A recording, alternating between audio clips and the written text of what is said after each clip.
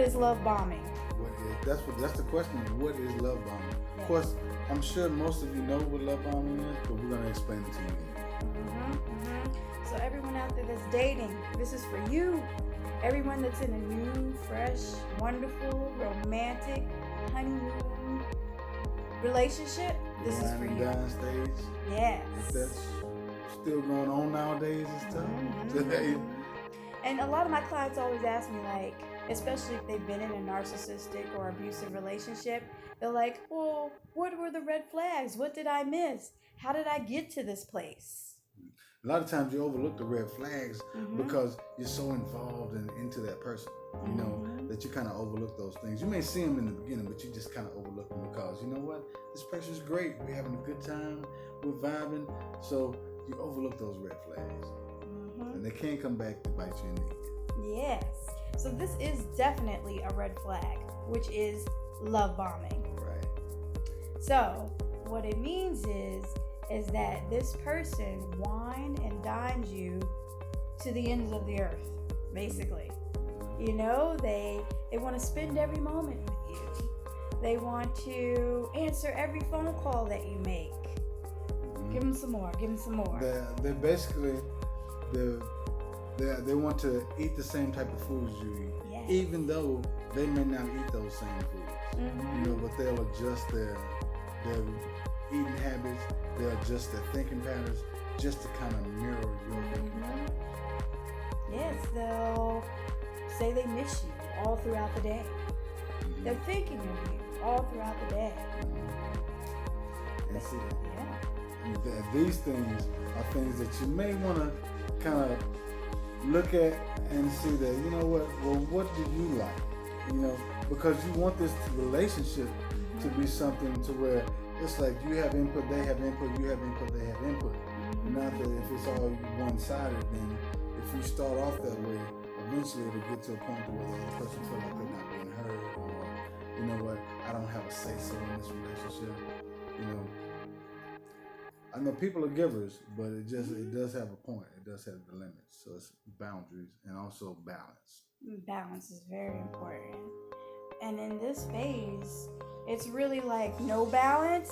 It's like they're immersing themselves into your life. Right. They want to know all the details, all about your family, all about your likes, your dislikes, your fears. They're telling you what their fears are. Mind you, those fears are very closely aligned to what your fears are.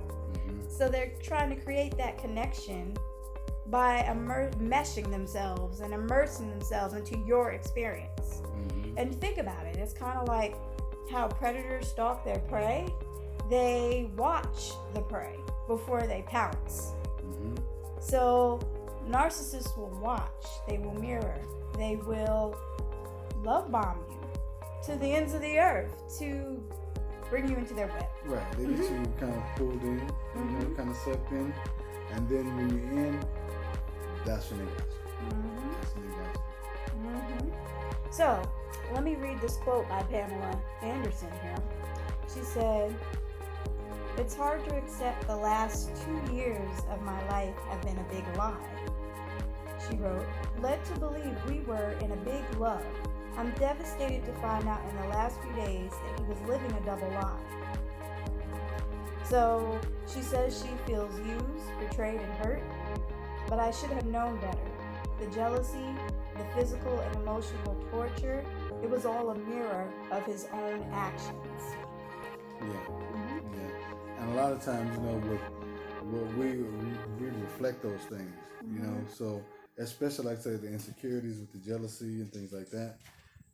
When you have those insecurities, if people are aggressive towards you, then you may want to watch out, because that can be a red flag to you, you know, because the physical abuse that was alleged, we don't really know, you know, we don't really know, but this is what they're actually talking about in the media, you know, as far as the things that happened to her, and what were some of those things that happened to her. I mean, it was like really, really bad as far as domestic situation that went on. A lot of jealousy, she reports, a lot of accusations. And mind you, this is Pamela Anderson here. We're not talking about a regular girl, a regular woman. Right. She's 51. But yes, this is not Just any woman. And coincidentally, in Adil, just any regular guy. I mean, you know, he's a French soccer player. Yes. You know, so and as far as I'm sure, very popular. You know, in his circles and things like that too. Mm-hmm. So it's their relationship. As far as you have to be ready for a celebrity type love. You know, and that's a lot of attention. It's a lot of things that come along with that as well. Mm-hmm. And 2 years, you know. 2 years can go by really quickly. We always talk about like the stages of dating. You know, when you first meet, it's like that initial attraction.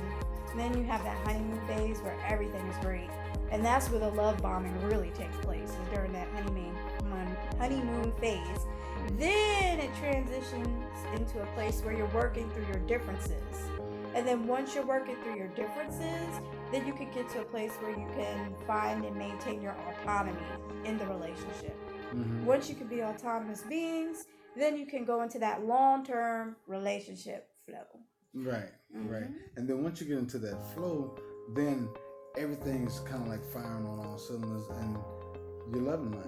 You know, you have no worries, you have no cares, you have hopefully no fears, because we don't want to fear.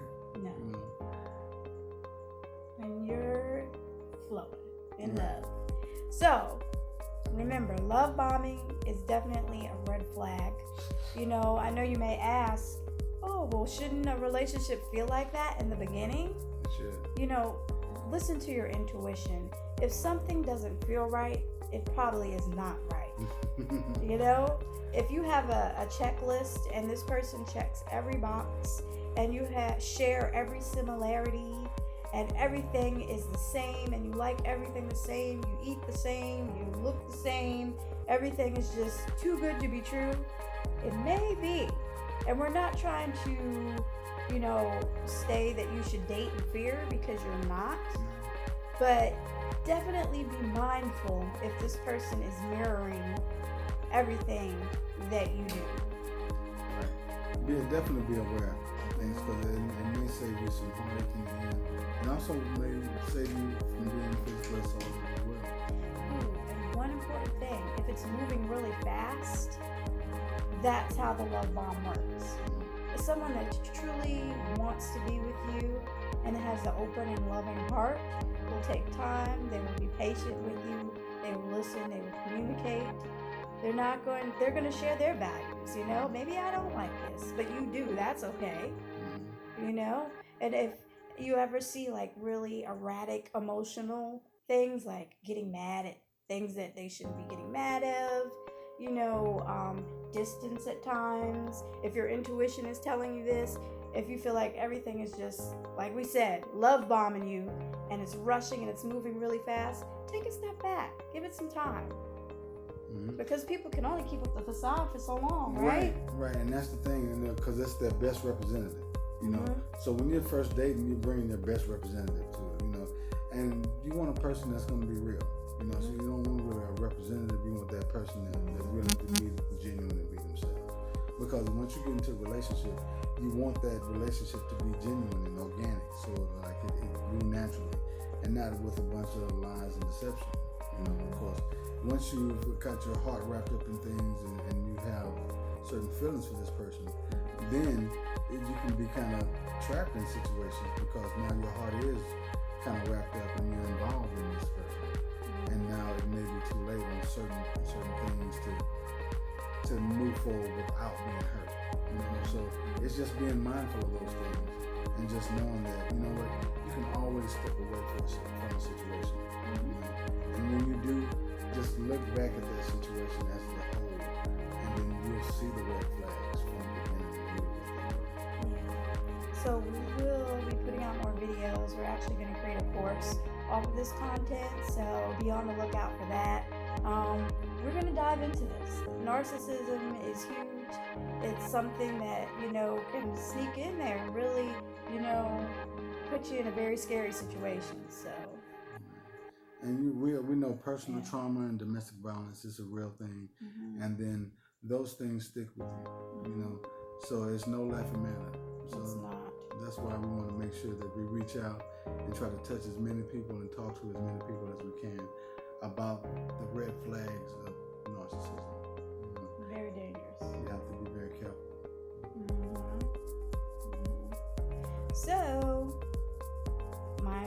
Myers life. Myers life. Yes. See ya.